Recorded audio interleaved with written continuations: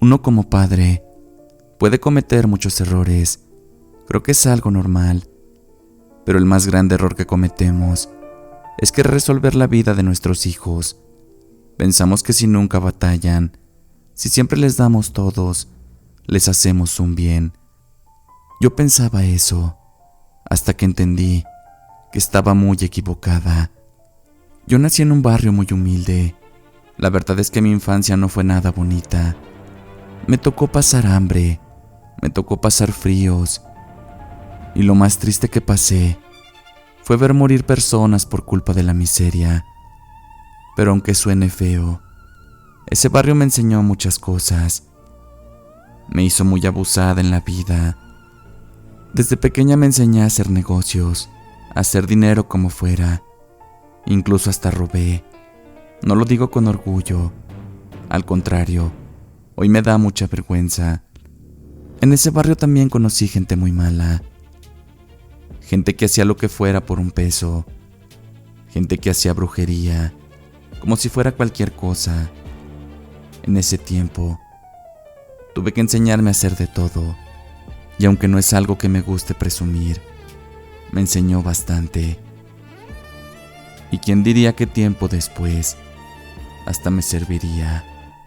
Con mucho esfuerzo logré salir de ese barrio. Aunque por un tiempo anduve en malos pasos, logré enderezar mi camino. Me puse a estudiar y conseguí un buen trabajo. También conocí a un buen hombre y me casé con él. Sentía que la vida me estaba dando una segunda oportunidad. Esa oportunidad que de niña nunca me dio. Después de un tiempo de estar casados, nació Bárbara, mi única hija. Desde el momento que la tuve entre mis brazos, ella se convirtió en mi mundo entero. Así que me hice la promesa de que ella no pasara hambre, que ella fuera feliz, que no tuviera miedo de nada, no tuviera necesidad y que no viviera lo mismo que me había tocado a mí. Pero sin darme cuenta, la protegí demasiado. Nunca la dejé hacer nada por sí sola. A la escuela siempre la llevaba y la dejaba en la puerta. También la recogía. No la dejaba salir con amigas. No la dejaba ir a fiestas, ni tampoco a quedarse a dormir en casa de nadie. Siempre encontraba una excusa para tenerla cerca. Lo único que yo quería era cuidarla, pero en realidad no la estaba dejando vivir. Bárbara creció así, sola, tímida. Era muy difícil que hiciera amigos, pues nunca salía de casa. Cuando Bárbara cumplió los 18 años, le hice una fiesta. Le dije que invitara a sus amigos, pero ella bajó la mirada y respondió que no tenía, que solo invitaría a sus primos. Sus palabras me dolieron bastante, porque prácticamente Bárbara no tenía amigos por mi culpa. A sus primos le dije que sí podían llevar más gente, personas de su edad, para que la fiesta no estuviera tan sola. Ellos aceptaron, y ahí fue donde Bárbara conoció a Lucio. Recuerdo que se la pasó platicando con él toda la noche, incluso hasta bailó. Pobrecita, ni siquiera sabía hacerlo, pero ella estaba feliz, al lado de ese muchacho. Después de la fiesta, Lucio empezó a venir a casa. Decía que a platicar con ella, y a las pocas semanas, Bárbara me dijo que ya estaba enamorada de él, y que ya era su novio. La verdad es que yo no le di importancia. Aquel joven me parecía buen muchacho. Además, pensé que solo sería un noviazgo de meses y ya, pero no fue así. A los 4 meses, ya estaban hablando de casarse. Eso sí me pareció una verdadera locura, así que le dije a Bárbara que no lo pensara. Pero ella me dijo que si yo no la dejaba, se iría de la casa, que al fin de cuentas ya era mayor de edad. Su papá habló conmigo y me dijo que lo mejor sería apoyarla, y aunque eso me dolía en el alma, terminé aceptando su decisión. Yo les dije que se fueran a vivir a la casa, que nos sobraban cuartos, así podían ahorrar un tiempo, pero ellos no quisieron. Realmente el que no quiso fue Lucio. Él habló con mi esposo y conmigo, y me dijo que se irían a vivir solos, que necesitaban su privacidad, y que él quería ponerle casa a mi hija. La verdad es que al principio ese muchacho me caía muy bien. Era atento, muy trabajador, y a mi Bárbara la trataba con mucho cariño. Nunca imaginé que pudiera cambiar tanto.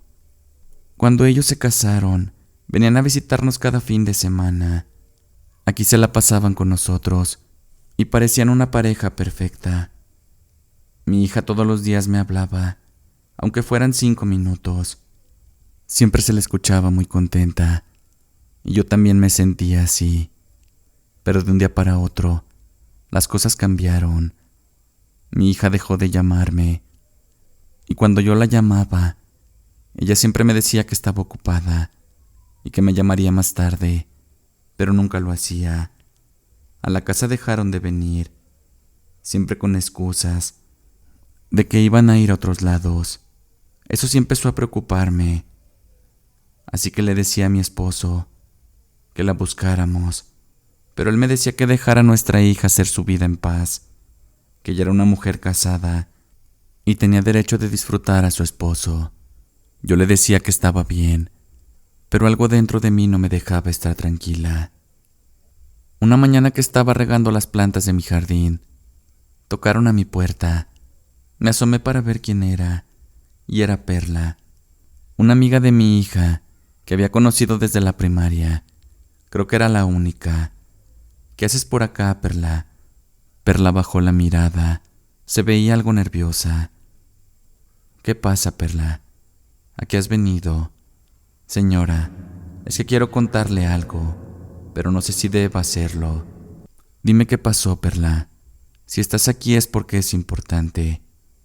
Ella se agachó nuevamente y después me dijo: prométame que no le va a decir a Bárbara que yo le conté. Está bien, pero dime qué pasa. Lo que pasa es que hace unos días hablé con Bárbara. Ella se escuchaba llorando y me dijo que Lucio le había pegado. También me contó que a usted no le puede hablar. Tiene su celular vigilado y, según ella, hasta tiene su número bloqueado. Del coraje, sentí que la sangre comenzó a hervirme.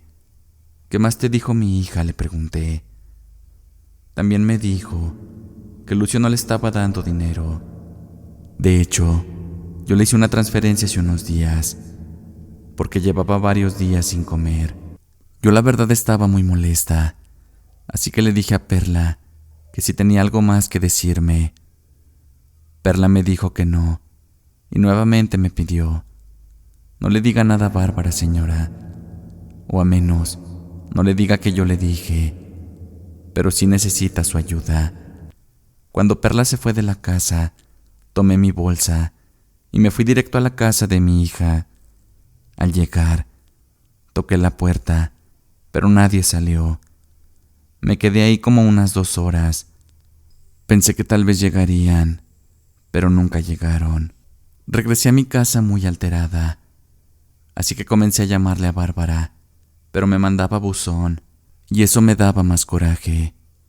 Ya por la noche que llegó mi esposo, le conté todo lo que Perla me había dicho. Él muy tranquilo me respondió: tal vez no sea cierto, tal vez Perla solo te dijo eso, pero nada más está exagerando. Yo muy molesta comencé a gritarle: tú nunca me puedes apoyar en nada, y menos si se trata de tu hija. Yo voy a investigar qué es lo que pasa. Me salí del cuarto muy enojada y me quedé a dormir en la sala. En cuanto amaneció, me fui directamente otra vez a la casa de mi hija. Allí estuve tocando por un buen rato, pero otra vez nadie salió. Después de 1 hora que estuve ahí, le toqué a una vecina y le pregunté si sabía dónde estaban los dueños de la casa. Ella muy tranquila me respondió: no, señora, hace semanas que se fueron, incluso ni la renta pagaron. Han venido a buscarlos varias personas que les deben, pero ni sus luces. Le pregunté que si sabía para dónde se habían ido, pero ella respondió que no. Regresé a casa entre triste y enojada. Ahora no sabía ni dónde estaba mi hija. Mientras estaba ahí en casa, mi vida comenzó a pasar en mi mente. Recordé todo lo que yo había vivido y por todo lo que luché para que mi hija no lo pasara. Y ahora parece que mi hija estaba peor que yo. Mientras estaba recordando mi infancia, empecé a recordar aquellas personas que hacían lo que fuera por un peso, aquellas que hacían brujería. La verdad es que incluso pensar eso me daba algo de miedo. Pero si quería ayudar a mi hija, solamente sería de esa manera. Así que abrí mi ropero y empecé a buscar fotografías de mi hija con su esposo. Pero en todas estaban con alguien y necesitaba una donde solamente estuvieran ellos solos. Después de buscar, por fin la encontré. Era la foto perfecta. Estaban ahí en su boda. Mi hija se veía muy feliz. Y ese maldito también. Nunca pensé que le estuviera haciendo tanto daño, pero esa tenía que pagármela. Rápidamente me fui al mercado.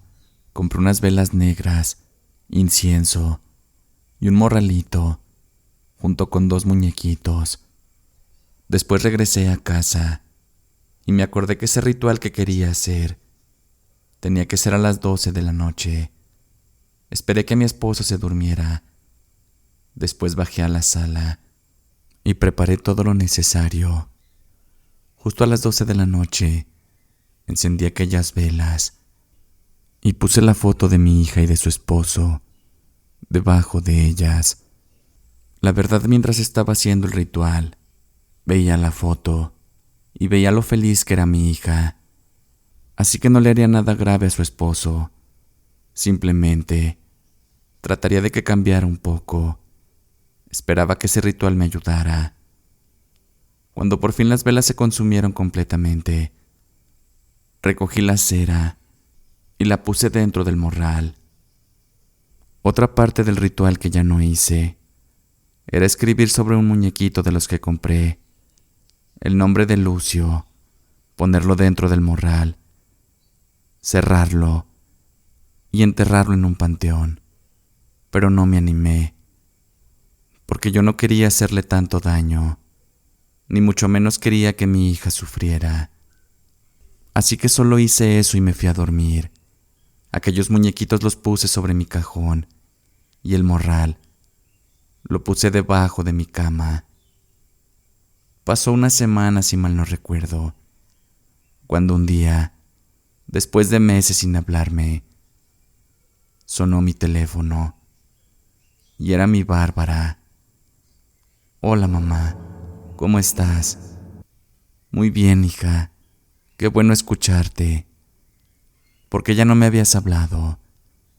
Perdóname, mamá, no había podido. La verdad es que estaba muy ocupada.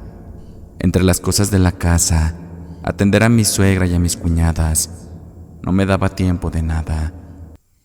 ¿Cómo que a tu suegra y a tus cuñadas, hija? Pues ¿dónde estás?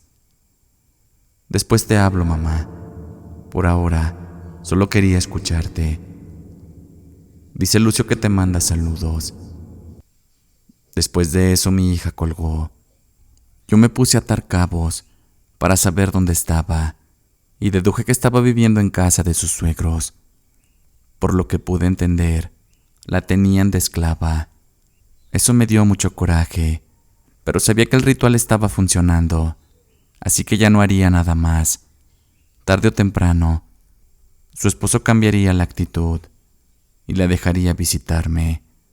Era lo único que yo pedía. Pasó otra semana, si mal no recuerdo, cuando un día que estaba en casa, llegó mi hija a casa. El verla ahí parada fuera de la casa me dio mucha emoción, así que rápidamente le abrí. Pásate, hija, qué milagro que vienes a verme. Ella me abrazó y comenzó a llorar. Ay, mamá, es que he vivido un infierno.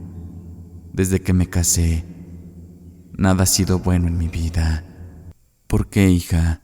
¿Qué es lo que te pasa?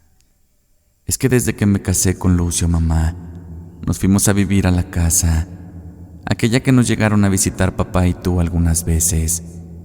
Pero después, la mamá de Lucio le dijo que nos fuéramos a vivir con ellos. Yo no quería, mamá. Ahí viven todas sus hermanas. Pero Lucio me dijo que yo tenía que hacer lo que él dijera, porque era mi esposo. Me golpeó, mamá. No una vez, fueron varias, y yo no pude hacer nada. Después bloqueó tu teléfono y me dijo que ya no te llamara y que tampoco te respondiera las llamadas, que tampoco íbamos a venir aquí, porque ya no quería ni verlos. El escuchar a mi hija así tan triste me partía el alma, pero no le dije nada, simplemente la escuchaba. ¿Y qué pasó después, hija? Nos fuimos a vivir a casa de mi suegra. Desde que llegué ahí, fui la sirvienta de todos, de mi suegra, de mis cuñadas, incluso hasta de los esposos de ellas. La verdad es que ya no quería estar ahí, así que hablé con Lucio. Le dije que nos fuéramos, pero él me golpeó. Terminé en el hospital. Duré ahí como 15 días. Él me dijo que no dijera nada, porque si lo hacía, él te haría algo a ti o a mi papá. Así que tuve que quedarme callada. Cuando salí del hospital regresé a esa casa. Pensé que ya no me tratarían mal, pero estaba muy equivocada. Ni siquiera pude tomar el reposo que me indicaron en el hospital, porque rápidamente ellos comenzaron a darme órdenes otra vez. El que ha cambiado un poco es Lucio. De unas semanas para acá, se ha portado distinto conmigo. Ya ves que hasta me dejó llamarte por teléfono, y hoy me dijo que podía venir, pero que no te contara nada, porque si lo hacía, él me trataría peor de lo que ya lo hace. Con todo lo que mi hija me estaba contando, no pude contener las lágrimas. ¿Cómo era posible que mi hija estuviera viviendo en ese infierno y yo no sabía nada? La abracé y le dije que yo la ayudaría, pero que ella tenía que ayudarme a mí también. Vas a regresarte a vivir con Lucio, hija. Actúa normal. Te prometo que solo serán unas semanas y después tú estarás aquí. Te doy mi palabra. Ella lloraba y decía que no, que mejor la ayudara que se fuera lejos, pero yo le decía que solo sería por poco tiempo. Le dije que me esperara ahí y me fui otra vez al mercado. Con todo lo que me había dicho, esta vez no tendría compasión de lo que le haría, así que fui a comprar unas hierbas y regresé a casa. Cuando ya estaba ahí, las molí todas y le dije a mi hija que se las pusiera todos los días en un café, que no era veneno, era otra cosa, que confiara en mí. Ella me dijo que estaba bien, y esa noche, aunque no quería, regresó a esa casa. Al siguiente día, estaba tan enojada que terminé lo que no había hecho aquella noche. Le puse el nombre a aquel muñequito. Después, lo puse en aquel morral y me salí para enterrarlo en el panteón. Ahí a un lado de una tumba olvidada, hice un hoyito y ahí metí el morral. Sabía que lo que estaba haciendo no tendría vuelta atrás y que muy probablemente le pasaría algo muy grave a ese maldito, pero ya no me importaba. Pasaron como 2 semanas, cuando un día llegó mi hija otra vez. Venía toda vestida de negro. Yo le pregunté que qué había pasado, y ella me respondió que Lucio había muerto. La verdad es que no me sorprendía. Aquí la pregunta era, ¿cómo es que había fallecido ese hombre? Bárbara comenzó a llorar y me contó que Lucio andaba muy desesperado, que siempre olía mal, que siempre andaba acalorado y que no sabía por qué, pero le decía que veía sombras. Así que una noche, mientras todos estaban durmiendo, Él se quitó la vida con un cuchillo en la cocina de su casa. Cuando despertaron, la primera que lo vio fue su mamá. Comenzó a gritar y ella nos despertó a todos. La verdad es que a pesar de todo lo que me hizo Lucio, mamá, yo lo quería y me hubiera gustado mucho que cambiara. Yo abracé a mi hija y le dije que no se preocupara, que todo estaría bien.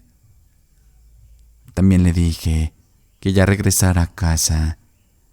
Ella sonrió y me dijo que de hecho eso hacía, porque ya la habían corrido de la casa de su suegra. Ambas comenzamos a reírnos. Después le pregunté qué había pasado con aquella señora.